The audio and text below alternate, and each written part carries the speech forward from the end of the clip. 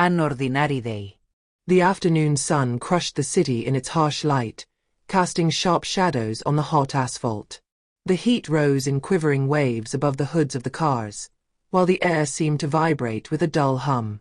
The smell of heated tar and gasoline hung in the air, mixed with the smell of exhaust from cars stuck in traffic. Agent Damien Lemoyne, a white police officer in his 40s, drove slowly in his patrol car, his fingers drumming on the steering wheel to the rhythm of music muffled by the crackle of an old radio. His gaze, hidden behind cheap sunglasses, scanned the street with vigilance tinged with suspicion. Known for his arrogance and deep-rooted racial prejudices, he considered himself a straight man who knew his job better than anyone. Enforce order, he often thought. It's knowing how to spot those who don't belong. But behind this facade of professionalism was an arrogance fueled by years of abuse of authority. Lemoyne was not just a rigorous police officer. He was the product of a system which, too often, turned a blind eye to the excesses of its men. His colleagues knew it. He liked to be in control, to impose his law, especially when the person opposite had neither the power nor the resources to defend themselves. As he approached a chic residential area, where perfectly trimmed hedges bordered houses with immaculate facades, he spotted a black luxury car, a recent model, shining in the sun like a shard of polished glass. The tinted windows obscured the interior, but when a red light forced the car to slow down, Lemoyne briefly saw the driver. A black man, in an impeccable suit, driving with natural ease. For Lemoyne, that was enough. His mind instantly associated this simple picture with a scenario of suspicion. It's not his place, he thought, a discreet smile appearing on his lips. He needed no further justification. There was no visible crime, no suspicious behavior, just a black man in an overpriced car, in a neighborhood that was too clean. He pressed the button gyrofares. The red and blue lights flashed, tearing apart the quiet atmosphere of the neighborhood, drawing curious glances from passers-by and residents outside their windows. With a sudden movement, Lemoyne forced the car to stop on the side of the road. Dismounting from his patrol with a confident gait, he approached the vehicle, his hand resting ostentatiously on the butt of his weapon, a gesture calculated to establish his authority. He didn't bother to say hello. "Vehicle papers and ID," he ordered sharply, without even a polite look.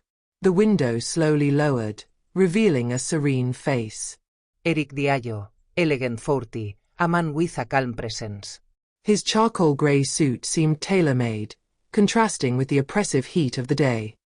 He showed no signs of nervousness, only a slight sigh, like a man accustomed to this kind of scene. Without a word, he handed over his documents. His gaze was confident, but not provocative. There was neither defiance nor submission in his eyes, just the quiet assurance of someone who knows his rights. Lemoyne took the papers, studying them with exaggerated detail. He was looking. Not information, no. He was looking for an excuse. A detail that is wrong, an inconsistency to be exploited. When he found nothing, he frowned. It didn't matter.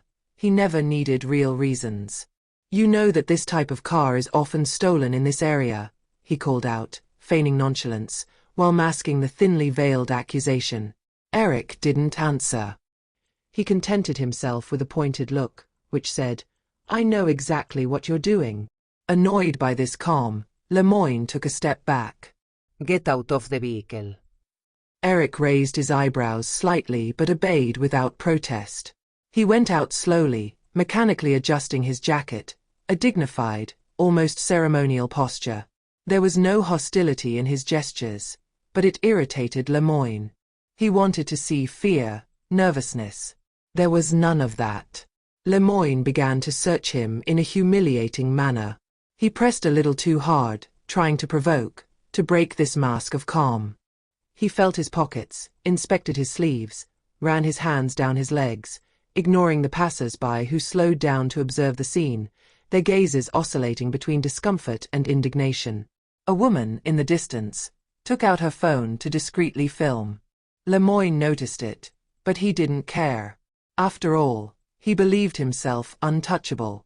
Eric, still calm, simply said in a calm but firm voice, "You know you're overstepping your rights, right?" Lemoyne stopped for a moment, then burst out with a dry sneer. Here, it's me who decides what is a right or not. His words floated in the hot air, heavy with arrogance. He didn't know how wrong he was. The next morning the air was colder, heavier, as if the city itself knew what was coming. Damien Lemoyne woke up with a hangover from misplaced confidence. He dressed mechanically, his routine anchored in automatic gestures, putting on his uniform, adjusting his badge, checking his weapon. In front of the mirror, he contemplated himself for a moment, searching in his reflection for the irreproachable police officer he believed himself to be. His phone vibrated on the nightstand, a sharp sound that broke the silence of the apartment. He grabbed the phone, thinking it was a banal message from the police station. But no. It was an official email. Urgent summons. Internal Affairs Department. Presence required at 9 a.m. sharp. Subject: Internal Investigation Behavior in Service. Lemoyne frowned, a crease of worry marking his forehead. It wasn't often, but he quickly convinced himself that it was just a formality. And quote, probably a routine investigation, and quote, he thought, brushing away the strange feeling that knotted his stomach. After all, he considered himself safe, protected by his seniority and his service record. The building of Internal Affairs was nothing welcoming. Austere, its grey walls reflected the image of a cold institution, where certainties often came crashing down against unexpected truths. Upon entering it, Lemoyne felt for the first time a slight uneasiness, like an invisible shadow following his steps. An agent with a neutral expression greeted him, without smiling. Agent Lemoyne? This way. He led him through impersonal corridors to a large meeting room. The walls were decorated with a few official photos, serious faces frozen in formal frames. Lemoyne entered, the sharp slam of the door resounding behind him like a final echo of his past arrogance. Around a large dark wooden table, several high-ranking officers were seated. Their gazes were cold, distant, evaluative. But what made Lemoyne's certainty waver was the presence of the man seated at the end of the table. Eric Diallo.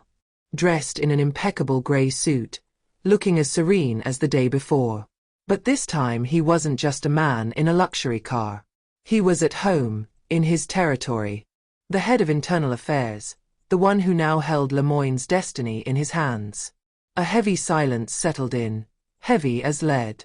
Lemoyne's heartbeat accelerated, resonating in his temples. He slowly understood that the situation was beyond his control. It was not a simple formality. Eric spoke, his voice calm but sharp as a well-sharpened blade. Sit down, Agent Lemoyne. Lemoyne obeyed, his pride wavering under the weight of this simple injunction. His hands shook slightly as he placed them on his knees, trying to hide his agitation. Eric took out a thick file, placed it in front of him, then turned on a screen on the wall. The room darkened slightly as images came to life. It was the video of the body camera by Lemoyne. The scene from the day before flashed by. The arrogance, the humiliations, the condescending tone, the blatant abuse. Every word spoken, every authoritarian gesture, every contemptuous look was there, exposed, implacable. Lemoyne felt sweat beading at the base of his neck. He attempted a tight smile, looking for a mental escape. It's a misunderstanding, he thought, but he knew that lie wouldn't stick. Eric pressed pause. The frozen image showed Lemoyne, hand on his weapon, towering over Eric Diallo, his expression cold and contemptuous. And quote, what we see here, and quote, declared Eric in a calm but firm voice. This is a clear example of abuse of power and racial profiling. You arrested a citizen without valid reason. That citizen was me. Eric Diallo, head of Internal Affairs. A frozen silence fell. Lemoyne turned pale, unable to answer. He opened his mouth, searching for words, but no sound came out. The room seemed too big, too thin. It was the beginning of the end. A series of hearings followed. Other similar incidents began to emerge. Colleagues, formerly silent for fear of reprisals, testified. They described an arrogant man, abusing his badge to impose his biased view of the world. The evidence was piling up. Falsified reports, abusive checks, complaints closed without follow-up. Lemoine was not a rigorous police officer, but an institutional predator, a symbol of the excesses of a complicit system. Throughout the investigation, Eric remained professional, refusing to give in to anger. He knew that true justice did not lie in personal vengeance, but in demonstrating that no one was above the law, not even those charged with upholding it. His calm posture was his greatest strength. He didn't need to raise his voice to demolish Lemoine's arrogance. The facts spoke for themselves. The disciplinary trial was public. The press took up the affair, exposing Lemoine's excesses and Eric's courage. The cameras, the flashes, the microphones, a whole media circus. But this time, Lemoine was not on the right side of the spotlight. Eric delivered a striking speech at the close of the debates. The uniform does not give the right to humiliate, nor to judge. It gives the responsibility to protect, with integrity and respect. Today, we are not just judging a man, but a system which, too often, turns a blind eye. It is time to open those eyes. These words resonated far beyond the courtroom. They became a symbol, a lesson engraved in the minds of those who believed that authority was a shield against justice. Lemoine was suspended, then dismissed. He left the verdict room with his head down, broken not only by the loss of his job, but above all by the humiliation of having been unmasked by the man he had tried to crush. His fall was as rapid as his rise had been arrogant. Eric, for his part, continued his work of reform within the police. He became a symbol not of a simple turnaround, but of a fight for true justice. He knew the Lemoine case was just one battle in a larger war against systemic abuse. His story reminded everyone that true power does not lie in a badge or authority imposed by fear. True power lies in integrity.